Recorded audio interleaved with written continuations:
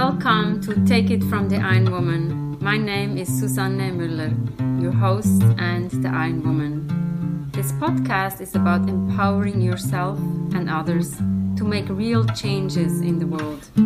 You will hear from everyday, smart, sophisticated, hip people like you and me.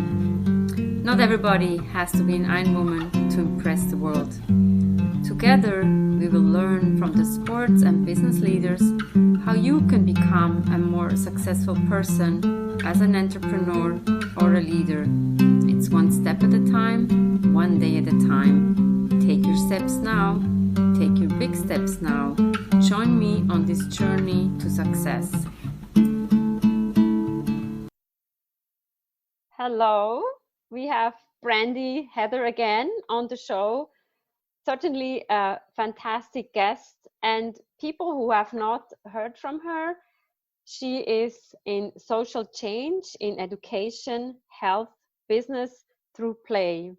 And people think playing is only for children. I think Brandi will tell us the contrary. Listen to the previous podcast that we have had with her. Interesting. So thank you again, Brandi, for being here. Give us a little overview of who is Brandi, and then we'll dig a little deeper today. Yeah, so thank you, Suzanne, for having me so much. This is so fun. A bit of an overview.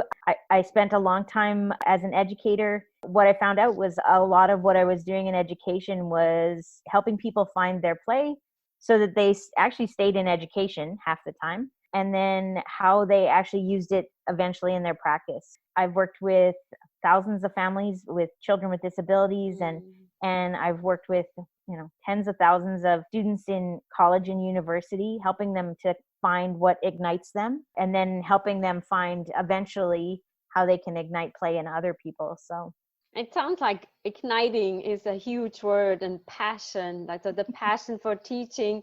I'm curious, I also talk about diversity and inclusion. What have you seen the evolution of your career when you say from sport to play? What have you seen in the educational system?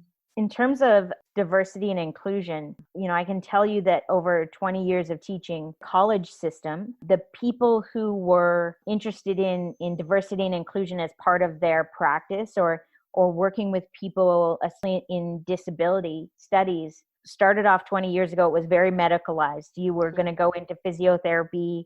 You were going to work with people with chronic illness, and you were going to work with people with disabilities, or you were going to go into specialized school settings. And what we've seen is that diversity and inclusion as a process has expanded. When we talk about diversity and inclusion now, some of my area might be talking about disability, but now we're talking about credible expansion of knowledge and understanding of the importance of diversity. So now we're not only talking about diversity in really segregated spaces, and especially for kids with disabilities, we're starting to say, okay, it's really important that the experience that I'm having, whether it's in sport or school or in my family, is really important that we are connected with other families and other athletes and other kids of all sorts of diverse backgrounds and abilities and languages, because the challenge is working with someone who sees something or understands something or moves in a different way than I do, being able to find this common ground, like being able to bridge it. People weren't talking about that before. There was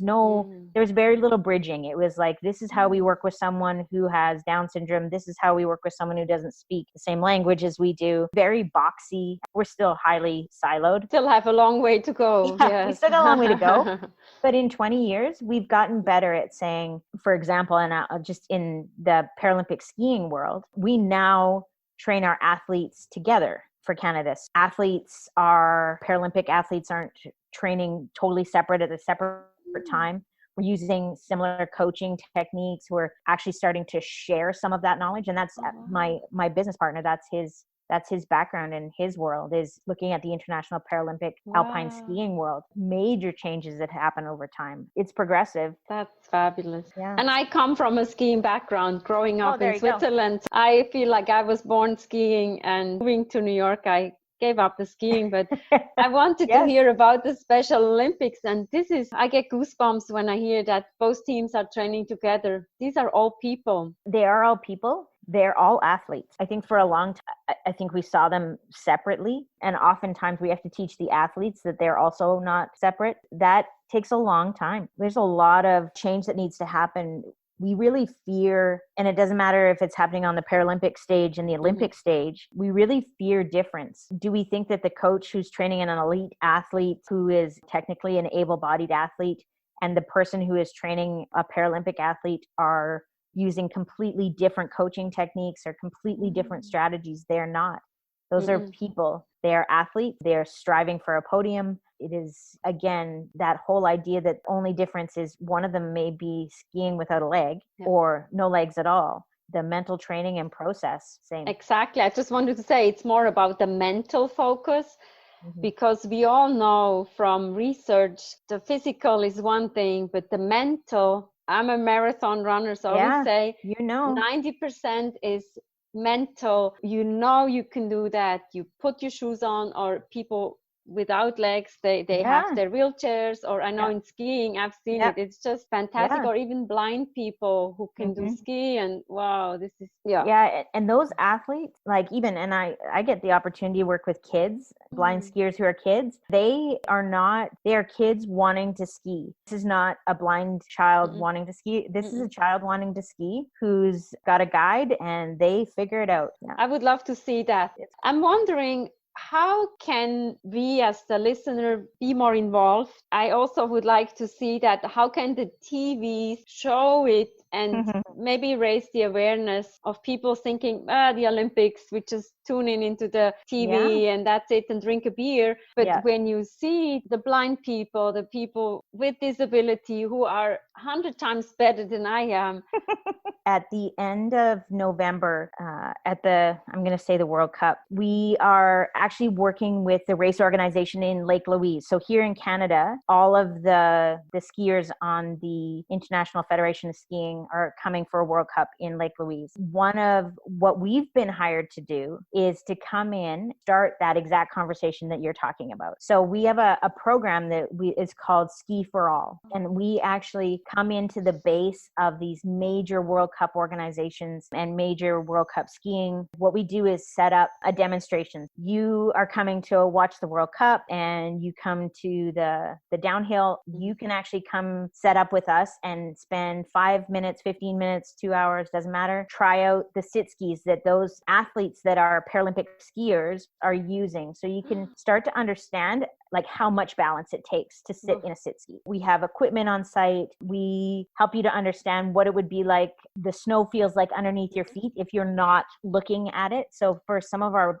blind athletes, right, they're navigating the snow very differently than we do with our sight. And so we actually have a whole educational setup there. Our real belief is that if you are at the ski hill that day, you will be curious and come over and even ask us a question, like we were talking about in the last podcast. Ask us a question.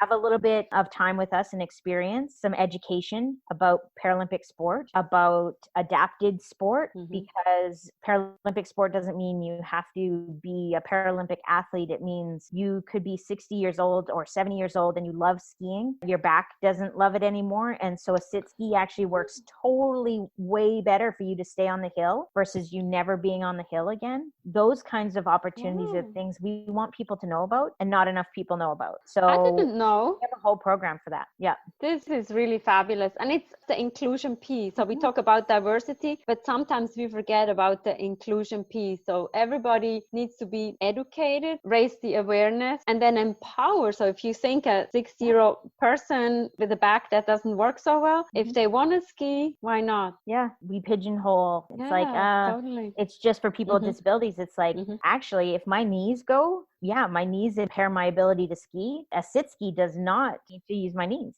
I can still play on the hill, right? Like I still want to be able to ski at a high level. And we want to be active, happy, and healthy, whatever healthy means, like whatever ability we have.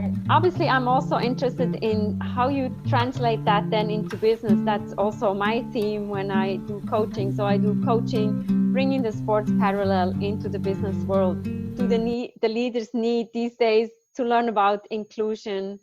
What do you do in that field? this is a huge drive for me because, now as a female entrepreneur, I recognize so many things I didn't understand when I was in a college instructor and a university instructor. And one of them is in business, we do a lot of creating great policy around diversity and inclusion. And we know the right words to say, and sometimes that changes even, but what we don't do is actually connect people with policy. So we write great policy on inclusion and diversity, and we say all the right things, and especially major corporations. I mean, they can write it so that you absolutely will believe it, but fundamentally the people in their organization are struggling. One of the greatest things that we do when we come in is actually take people way backwards steps, because all we keep doing is going progressively forward, but we haven't gone back to what is it about someone who is different from ourselves, because everyone is different from ourselves. We speak differently, communicate differently, understand differently, have different emotions, all of those things. What is it about something that is unknown, unpredictable, we're not sure of, that scares us enough to make us turn away, turn our heads, be angry, have emotions that we don't even understand why we're having them? We are having that all the time, and nobody's discussed it. Someone has said, I don't like this, or I don't want to deal with customers who have this or do this, but nobody's asked them why. And nobody's helped them process that. So when our job really is to come in and fundamentally go take a company backwards, disrupt it, turn it upside down a little bit, and find out that the strengths of the people that work in those organizations are their differences. 100%. If you want profit, then you have to use those differences to your benefit. And almost, I can tell you that 80% of the places we go into, people had no idea of the strengths of the people that work for them. We need to see diversity as a strength, and we can say that, but until we go backwards and find out what scares us about difference, we can't find strengths. Yeah.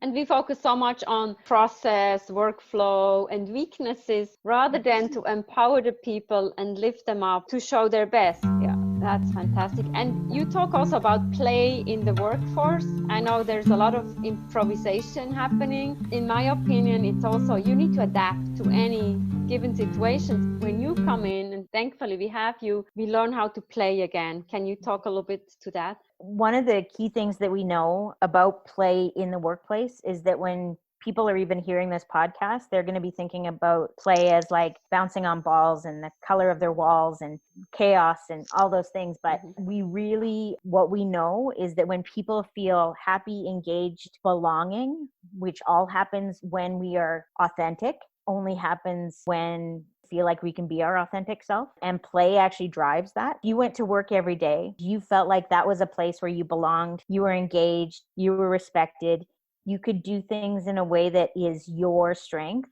in your way, that makes you feel playful. There were moments in your day where you actually felt like, oh, I didn't even know what time it was because I was so loving what I was doing. The benefit of that on your company, never mind the physical and emotional health of your employees, because that goes through the roof. You could actually engage play in your day. So your play is probably totally different than mine. Mine might be to go outside and take 5 minutes outside and listen to the birds and lay on my back in the middle of a park. Yours might be read a book, and mine might be go shoot basketball hoops. If we can engage that in our workplace, we change productivity and performance. Exactly. You say, I read a book, I love to read, but I'm actually a runner. So I always say to the people, you don't want to be around me when I cannot run because I get antsy, I don't feel good. So the play is totally important. And when I coach my leaders, I always ask them, what do you do when you don't work? And I want to hear that they have some play or that they do some sport. And when they don't have that, you also feel the energy is dropping when you are coaching. So we all need you. Thank you so much, Brandi. This is fantastic to talk to you. I think we can go on and on and on, but guess what? There are other podcasts we can talk about more things. Good luck with everything. And we will put all the information in the show notes. Ski4all. Ski4all. Hopefully we have a lot of snow and everybody can get to ski. Thank you so much, and good luck for everything. Wow, wasn't that the coolest episode so far? Until next time, take it from the Iron Woman. See you soon.